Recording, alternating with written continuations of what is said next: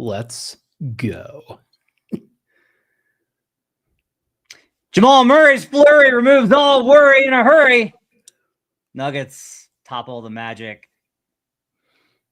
Is this the best basketball of Jamal Murray's career? Plus, Nikola Jokic once again makes an incredible, historic threshold, passing Kareem Abdul-Jabbar. We'll tell you what he did on Locked On Nuggets.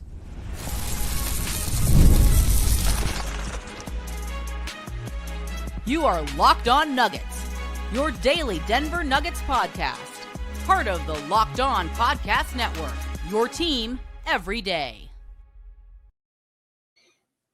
Welcome to Locked On Nuggets, your daily Denver Nuggets podcast, part of the Locked On Podcast Network, your team every day. Thanks for joining us and making us part of your day, being an everydayer, making us your first listen, and hanging out with us Monday through Friday. And if you've chosen to, we do appreciate you being an everydayer, part of our everydayer club, which you can sign up for at lockedonnuggets.supercast.com. We hang out in the Discord during every Nuggets game. You get conversation from me and Ryan inside the arena. It's a really great time. Join up at lockedonnuggets.supercast.com. You'll get show highlights. You'll get bonus episodes. You'll get breakdowns of all sorts of stuff. I've got a thing coming on the Nuggets slice coverage and how that works. I'm specifically doing it for everydayers. Make sure to check that out. Today's show is brought to you. Oh no, I moved off of the ad calendar, so I have to stall for Game Time. By Game Time. Don't download the Game Time app, create an account, and use code LOCKEDONNBA for $20 off your first purchase. My name is Matt Moore. I've been covering the Nuggets for 14 seasons as a credential reporter. You can find me on Locked On NBA daily, Monday through Friday, with Hayes and Wes Goldberg. It's a great show. Hope you guys can check it out. You can catch Ryan Blackburn at Mile High Sports and on the Pickaxe and Roll podcast. Make sure to check out all of his work. What'd you write on tonight, Ryan? It's pretty easy content tonight. We've got some big things that happened today. Jamal Murray went off in that second quarter and really was the difference in helping solidify this game. In the process of that, though, it was Nikola Jokic passing Kareem Abdul-Jabbar on the all-time center list for the most assists of all time by a center. That was absolutely sick. And I mean, how could you not love what both of those guys have been doing, Matt? It has been every night for those guys. Every single night, Nikola Jokic and Jamal Murray are putting on a show. Well, that about wraps it up. Thanks for joining us on Locked On Nuggets. Appreciate you guys being with us. Come on, man. You gotta save some for later. I thought you would like drop in like, yeah, I wrote about like this or this angle or this coverage. And instead you're like, here's the show. Here's what we did. Nuggets get the win over the Magic tonight. They get the win 126-115. What was the count on the run in the second quarter, Ryan? It was 21-3 run to end the second quarter and a 43-22 second quarter overall. Yeah, disgusting. It was nasty because they started off and they couldn't hit anything and they were disjointed and the Magic were applying lots of ball pressure and the Nuggets were turning it over at half court. And clearly they were playing new guys because no Peyton Watson tonight. So it was like, Bruce and Spencer, or it's Bruce. Yeah, it's Bruce and Spencer and Cam trying to play around the 2-man game when I don't know how many minutes that lineup has logged this season. It can't have been many. Why don't you look that up while I'm looking this up? Yeah. So they were like a little bit confused. Magic got off to a really great start in this game. And then in that second quarter, it was just like an absolute, it was an avalanche. It was Murray flurry. Murray was incendiary in that second quarter. He hit everything, capped off by the fadeaway over Goga Bitadze, which after the game, Vinny Benedetto asked him, did you purposely bank that shot in? And he was like, oh yeah. No, I couldn't see it, so I knew I had to bank it. Absolutely ridiculous run that set them up with a double-digit lead that they held on to the entire second half. There's various moments else to talk about, but that really was like an incredible freaking run. 35-7 from 6:26 second quarter to the end of it. 20 points for Jamal Murray, 5 out of 6 from 3 and 7 of 8 from the field. Jokic had 7 points and 3 assists. The Nuggets made 7 of their 8 threes, 12 of their 13 field goals, and the Magic went 2 of 12 in that stretch. I mean, it was just, it was the haymaker of all haymakers, and the Magic went from like, we got this, to what happened? I mean, it was a knockout blow in the second quarter. I mean, and so that one, you mentioned the Bruce Brown part of that particular lineup has played, I think, 8 minutes before tonight. So this is their 4th game that they've played together at all. The one that finished the half included Jalen Pickett, which I think does need to be mentioned. That dude plus 26 in 8 minutes in the first half. That'll play.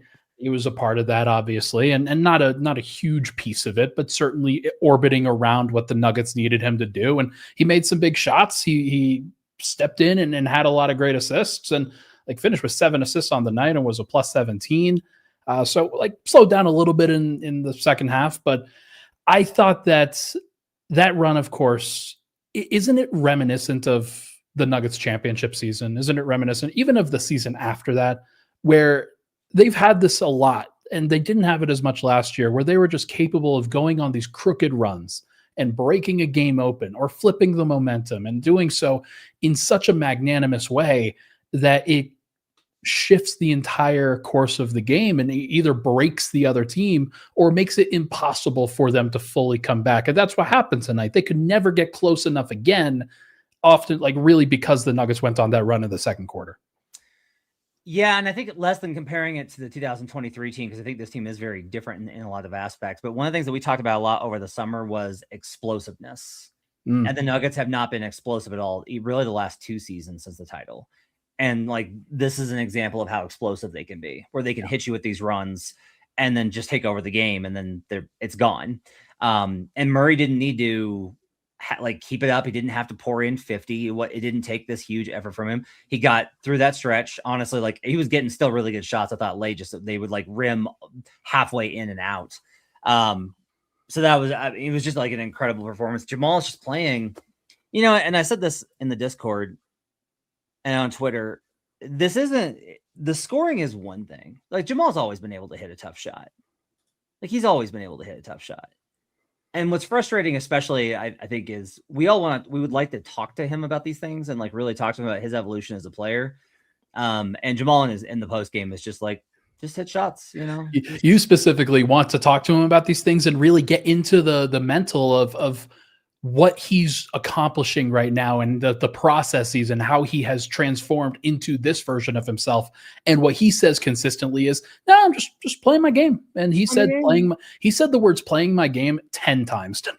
Yes. And Jamal, from the way that Jamal talks to us post game, Jamal Murray has not improved at all. He could have done this his rookie season. This is who he has always been. He has not gotten better at anything in his 10 years in the NBA. But despite what Jamal says, like he's a more complete player now. Like he's just what I thought was really impressive about that second quarter, and honestly some of his plays in the third quarter as well, is that Jamal is controlling the game in ways where that's what Joker does. And Jamal, like honestly, there was a lot of plays tonight where Joker like took a back seat and was just like, go ahead. And it wasn't always just like cooking his guy off the dribble and hitting a shot. Like it's the passing. Like Jamal's passing is so much better. And there were a lot of passes tonight. I haven't checked the logs and we'll look at it tomorrow, but I'm going to bet his potential assists tonight were very high. And he makes so many good plays for them. It's not just hitting tough shots. Like he is doing that too, but he is getting to his spots. He is getting to whatever he wants. The whole board is open for him. And he is making the most of it, because there's a lot of guys that you can give them all the ingredients in the world, but they can't make a meal, or they can only make 3 dishes and the rest of it goes to waste. And Jamal's making the whole meal right now, and he deserves a lot of credit for that. 100%. Whenever he misses a pull-up 3, I'm shocked at this point. What he's doing as a pull-up artist right now has been really, really impressive. He does take the catch and shoot shots pretty quickly today as well, and like has been doing it throughout his time, especially in transition.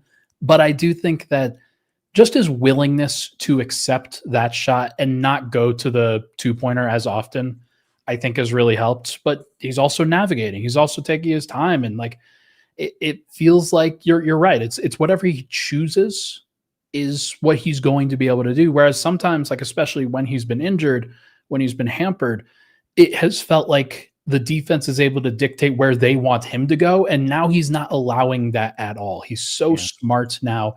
He is putting himself and the team into a really great position and oftentimes activating everything for everyone else because of how much of a threat he is. The difference from him and even 2 years ago to me is that, he had spots where if you let him get to those, he would kill you from there. And that happened a lot. Yeah. But his greatest skill was that you could force him into bad positions and he could still convert it as a tough shot maker. There's a lot of guys in the NBA that are like that. It is something entirely different to being like, no, I know how to navigate the offense. You're not going to be able to push me to where I don't want to be. Yeah. Like if I'm here, it's because I want to be here and I'm going to make the shot. There was one, by the way, it's super new. It's like, it didn't even count as a stat for him. I don't think he navigated his way. He was acting like he was going to post up on the right elbow and then turned it into a wedge screen for Jokic, where he was then able to generate a floater on the right side of the floor. But it was because Murray got to this such great position and turned it into a screen for his teammate that that's not something that a lot of people do or a lot of people see in the NBA, or a lot of people are strong enough or smart enough to take advantage of. So 100%, I'm with you on it 100%. Coming up, Nikola Jokic reaches another historic mark. We'll talk about what he did to pass Kareem Abdul-Jabbar tonight. Coming up on Locked On Nuggets.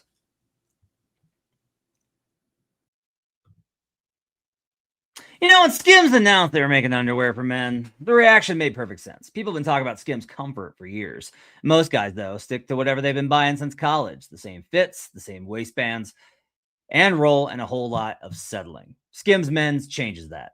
One upgrade, and it's obvious why everyone's been talking. Once you try Skims Men's underwear, you're going to get the hype immediately. They're designed to feel good, fit right, and it actually stay put. No slipping, no sagging, no adjusting. Just genuinely great underwear that makes you feel confident, comfortable. Your favorite pair is probably going to be the Cotton 5-inch stretch.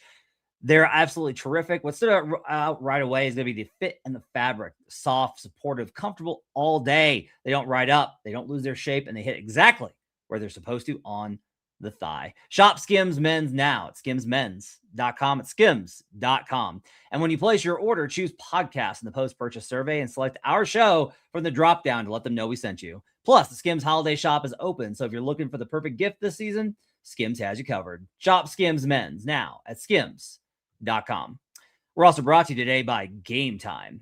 The World Cup's coming back to North America for the first time since 1994. And with 48 teams for the first time ever, it's going to be massive. But let's be honest, getting tickets is usually the hard part. That's why Game Time app is clutch. Finally giving fans a real advantage when it comes to snagging seats. With Game Time, you can track price drops in real time, get alerts when great seats open, and buy tickets the moment they hit the app. It puts the power back in your hands and makes going to the World Cup realistic instead of impossible. The seat view feature is a game changer. You literally see what the pitch looks like from your exact seat before you buy. That's huge because of how many conversions they're doing on a lot of these stadiums. You want to know what you're seeing before you go. So make sure that you use Game Time.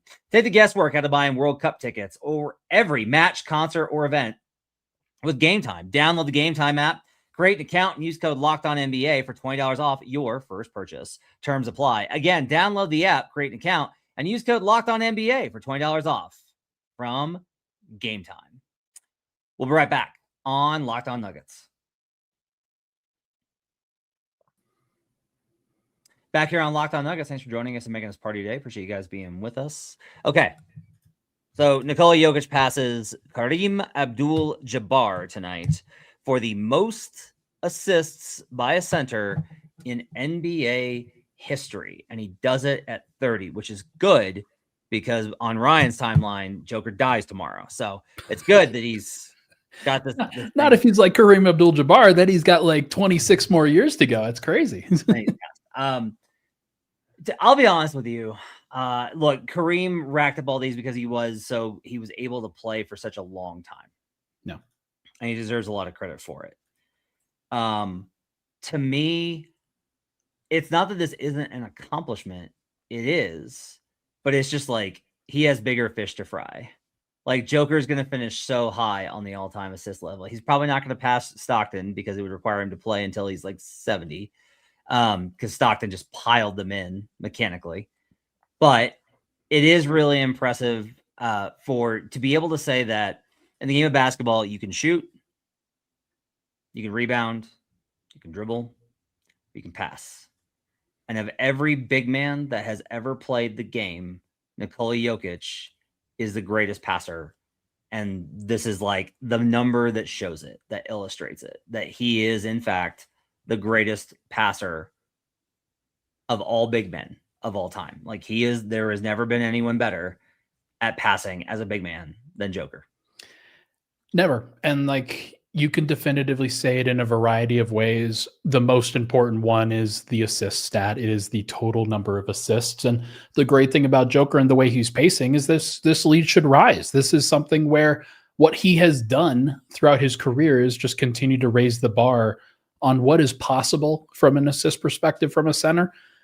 In his career, Jokic is averaging 7.3 assists per game before tonight's stats. Domantas Sabonis is second all-time at 5.3. Wilt Chamberlain is third all-time at 4.4. Bill Russell is 4.3.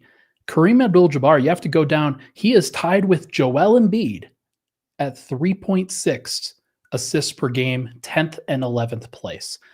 Like, that is double. That is like literally Jokic is doubling up in terms of the production on the assist front. And he has changed the game in terms of how to evaluate what a center can do as a playmaker. He does it with his back to the basket. He does it facing the basket, looking over the top of the defense. He does it on the move. He does it from the transition and the hit ahead passes. He does it in every conceivable way possible. And I just think that, like, when we're talking about him, you're right. This is going to be small potatoes in terms of what his overall career accomplishments are, but it is a really cool thing. It's a really cool accomplishment, and it should be celebrated as such. Yeah. So congrats to Joker for reaching another historic mark that he doesn't care about.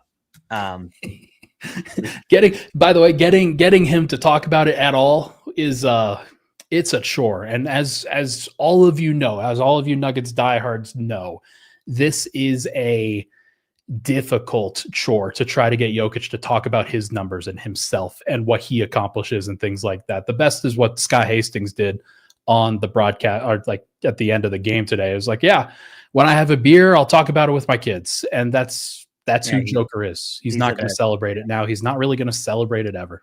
Yeah, he said that. That's his go-to line about these things. A good one. I couldn't stay because I need to get home for the show, and I got a sick household. But I would have wanted to ask him about what are the players that he remembers passing to that contributed to this, because it's like it's an assist. I asked him what his favorite assist was that he has ever delivered. Oh yeah, how'd that go? Horribly. Yeah. He's like, I don't know. Remember, I don't really have one. So no, you gotta. If you give him like teammates, yeah. If you let him talk about others, well, I tried. Like I was like, an assist is by definition passing it to somebody specific. So like, I figured that there would be something. The one that comes to mind for me is the cross court pass to Aaron Gordon in the 2022 year against the Clippers for a buzzer beater. It was Aaron Gordon's first major buzzer beater with the Nuggets in a game where Jokic had like 49 points and a triple-double. He throws a cross court because he's doubled at half court, basically. And it was just a tremendous pass that I think it's probably the best pass that he has ever thrown from an EV standpoint and an estimated value kind of standpoint. But just tremendous stuff. And it is a pleasure to be able to cover him, Matt. And trying not to take it for granted is very difficult because it is really difficult. He makes it so easy to take it for granted every single night because he does it every single night. Like he will have nights where he has 35, 17, and 10, and we don't even ask Adelman about it. We're just like, yeah, and Joker did his thing again. So anyway, this one guy actually played pretty well. I mean, just ridiculous. So congrats to Nikola on another accomplishment. But this is a good win. This was a really good win, and a lot of other players contributed who we'll talk about coming up on Locked On Nuggets.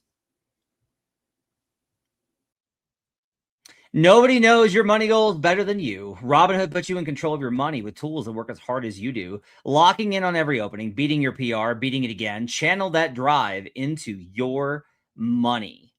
Robinhood puts you in control of your money. Trade stocks and ETFs, options, futures, and crypto. All on one platform. You can now build and execute your own trades from a desktop with Robinhood Legends advanced tools, or take advantage of the new Robinhood strategies with a tailored portfolio managed by a team of experts. You expect more from yourself. Expect more from your money. Get started today at Robinhood.com/yourmoney. Again, that's Robinhood.com/yourmoney. Your money, your move.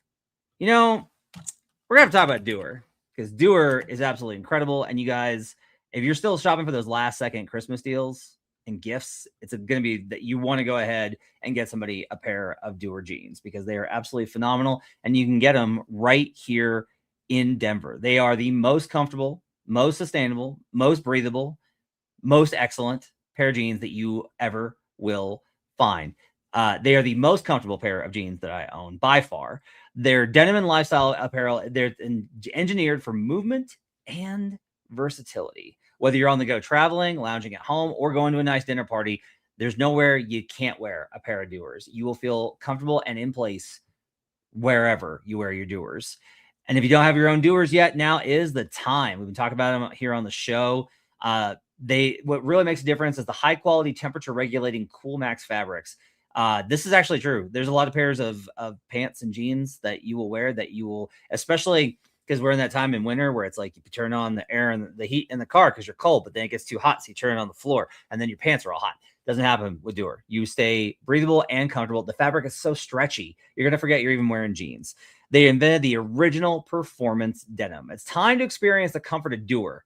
You're gonna love them. Pick up a pair for yourself or as an amazing holiday gift. Check out the Doer store here in Denver down at 2621 Larimer Street. Mention our promo code LOCKEDONDENVER in store to get 15% off your first order, or check them out online at shopdoer.com/LockedOnDenver for 15% off. That's shopdoer.com/LockedOnDenver. We'll be right back on Locked On Nuggets. Back on Locked On Nuggets, final segment with Ryan Blackburn. Ryan, I'm mad at the plus minus data tonight. I'm mad at it because Jonas Valanciunas in the non-Jokic minutes finished with what counts as a -9. And it's because in the second quarter, he was a -7 because the Nuggets were still in that malaise before the Nuggets got back in and ran. They're +3 in the Jokic JV minutes, of a total of 3 minutes in this game. But I will say that despite the fact that in that fourth quarter, he actually logged a -2, Jonas was awesome to start that fourth quarter because they built the lead back up, got it back up, and that really helped with stretching that game out and not allowing a fourth quarter run. The fact that the Nuggets are no longer collapsing when Jokic leaves the floor, that alone, let alone how often they're winning those minutes, is such a big deal. I thought Jonas was great tonight. I sent out a rotation analysis to the Supercast folks earlier today for our everydayers, and part of that was a screenshot from Databaller, which showed a lot of the combinations between Jokic, Murray, and Cam Johnson. And the one major takeaway that I had from that, Matt, was that the numbers aren't that bad. Like when Jokic sits, they're just fine. It's completely reasonable, and there's nothing crooked. There's nothing awful. There is just it's like the second time you've used the word crooked in a show. That's like, you know what? You've been watching Peaky Blinders.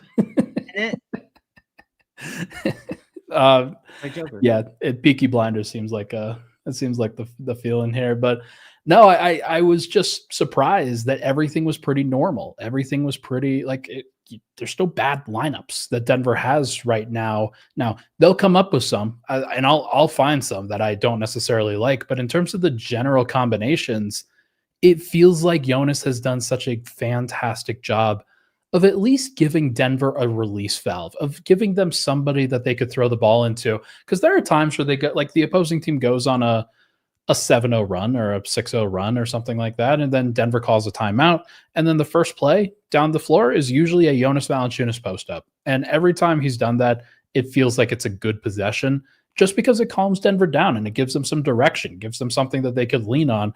And there was a nice offensive rebound and fadeaway that he had in the fourth quarter that was sick.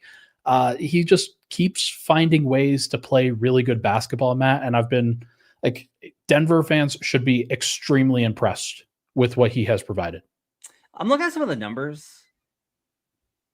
This was a blowout except for the free throw line. That's the only reason the Magic hung around here. And let me tell you, they just drove into Denver and they were bailed out on several occasions. Let me tell you. How do you want the games officiated? I want there to be, like, the physicality that Jokic has to deal with when he goes into the post. I want that for every player. Okay. I want it standardized. I would like it so that if you bump somebody, or like if you put one finger on their back, like while they're driving to the basket, they don't even fall, but they're just driving to the basket out of control, and you put one finger on their back, it's an automatic foul. Like, I want those rules legislated out of the game. And for a team like Orlando that's taking advantage of their size, of their athleticism, they lead the NBA in free throws per game. And there's a reason why. Like, they just drive into people and get these calls, Matt. But they're also really strong. That's part of it. Is if you're able to keep your line of dribble and you're going into somebody's body without leaning into them. Like, I thought a lot of the ones on Spencer tonight were fouls. I think I didn't, and that's where we'll differ on that. But like this could be me being biased. I'm perfectly willing to be, like, biased on that, but I'm also right, as we like to talk about. I'm also right. Yeah. It's funny just because, like, Joker only had 4 free throws, but I felt like Joker was grifting up a storm tonight. Oh, are we? I don't even know. Like, he was. You asked me on a couple of them. Yeah, like I definitely looked at you, and yeah, there's a couple of times for 2 of the free throws that he got. Yeah, there's some grifting there involved, but also, like, every time that he grifts and actually gets the call, it seems like he jumps into the air and then looks at the official, and they didn't give him the call. So, like, I don't know. Like, you don't want him to give him that call because you don't want that kind of behavior rewarded. Well, here's the thing. Here's how I have classified it. If it's going to be rewarded for other people, then it better be rewarded for your team too. Okay. 30 of 64, 47% from the field for Orlando in the half court. That's not good. Yeah. How about this number? 9 of 16, just 56% on the fast break compared to 71% for Denver. That's great. Like, Denver's transition defense been pretty good on the season. It's one of the things that I know it hasn't been as sterling lately, but like it's one thing that when we were talking about how good the defense was, that was the big indicator. So if Denver can just get out of their own way and not give up the easy points every time, they can be a good defense. They just haven't been doing that as much. Yeah, 29% free throw rate for Orlando, because that was honestly their best way of being able to generate offense, because after Desmond Bane ran out of steam in the second half with the altitude legs. What did you think of Jalen Pickett tonight? Up and down. I thought that, so first and foremost, I thought the rotation was very weird. And by including Julian Strawther early, I know what David Adelman was wanting to do. He wanted to get Julian Strawther out there, feel like he was a part of the team, get him some game reps and see where he's at. I personally didn't like where Julian was at. And I thought that they should have gone with just Jalen Pickett in a 9-man rotation. That being said, when Jalen came in, there were a couple of times that he forced it, but for the vast majority of it, he just played around what the Nuggets' other starters were doing. It was Jamal, it was Nikola, it was Cam, it was Bruce for part of it, and Spencer Jones for another part of it. And I really liked those lineups because they generated a good possession every single time. And there wasn't really a problem with Denver going small because Orlando was so hurt tonight. They didn't have Franz. They didn't have some other guys that they would usually want out there. If they had Franz, I would have been like, okay, maybe less Jalen in this situation, and maybe Julian is the better option. But I thought it was the right call, and I thought that Jalen did a lot of smart things while he was out there. Jokic, Murray, Cam, Pickett, and Jones tonight was plus 13 in 345. I mean, this gets a little tough because we're in very similar spots where we were in 2023 with Bruce. And it's going to take every piece of, I think, patience from the fan base to remember, like, hey, remember all the good things that Bruce did in the playoffs? He's going to do that again. Like, you gotta stick with it, because I thought Bruce was pretty rough tonight, and I thought it was a good decision not to close with him as much as after he started. I actually don't love him in the starting unit. I just don't love. I have to check it. How are you would know this? How are the numbers with him and Jamal together this season? I actually don't know it off the top of my head. I think that the numbers when Jamal and Bruce were coming off the bench, like when they were staggering and it was without Jokic, I don't think they were very good. Yeah, they're not. Murray and Brown together this season are just plus 0.01. Yeah. So like with Jokic, that's obviously going to be a little bit better. Without Jokic, it's going to be worse. So it's not something that I like to default to. And No, you're wrong. Get this. Those two and Yoke are minus 5.1 in 132 minutes. Joker's holding Bruce Brown back. I've always been saying it. Like that's definitely where I was about to go with my point. Bruce and Joker without Jamal is actually plus 9.7. Because to me, they haven't really gotten to the Bruce as the backup point guard with the starters minutes in a while, because Tim is he's the sixth man that comes in and gives them spacing, and he's been extremely valuable and was very good. Shout out Tim Hardaway Jr. tonight for playing. He was very ill. It was very evident if you're in the arena that he was sick, and the dude still came in like professional. This is what we talked about for 2 years. Just get guys to come off the bench that are actual NBA players. I know. It's been great. And so like he comes in, he was having a dialogue with some fans on the side as well. It was great. Shout out to Cam Johnson, who I know it's minute 33 on this podcast. We should mention the guy who had 19 points, 11 rebounds. And did he lead the team in plus minus tonight? I'm pretty sure he did. Matt, this is becoming a trend. Cam Johnson is the one who is defining the positives in the plus minus for Denver. And I think that's really interesting, especially because he is the primary stagger guy. With Jamal, that was never the case. His plus minus was always depressed because he was staggering. Now, like, they're actually finding some success with Cam Johnson with the second unit, and it's turning into some better rotations for everybody else as well. David Adelman dripping with sarcasm post-game about us not asking about Cam Johnson now that he's playing well. Yeah. That's pretty fine. All right. If you want more from this game, check out Boom and Gloom tomorrow at around between 4 and 4:30 Eastern to 2:30 Mountain Time with Ryan and Swipa. We'll be back with you for that. And then Saturday night after we get back from the Rockets game, it'll probably be late Saturday night because I'm going to hang out with the family. Prediction? I mean, look, I should say Rockets, but I thought they were going to get the last one. But Rockets are going to be pissed off coming off of that Nuggets loss, which they think was entirely about the officials, and then losing to the Pelicans tonight. That is going to be a pissed off Rockets team. So, and if Denver doesn't get back Peyton Watson by that game, I don't know how they're going to guard the Rockets. Yeah. So we'll see what happens. We'll have it all covered for you here on Locked On Nuggets. Thanks for joining us. We'll see you guys again next time. Look how pretty.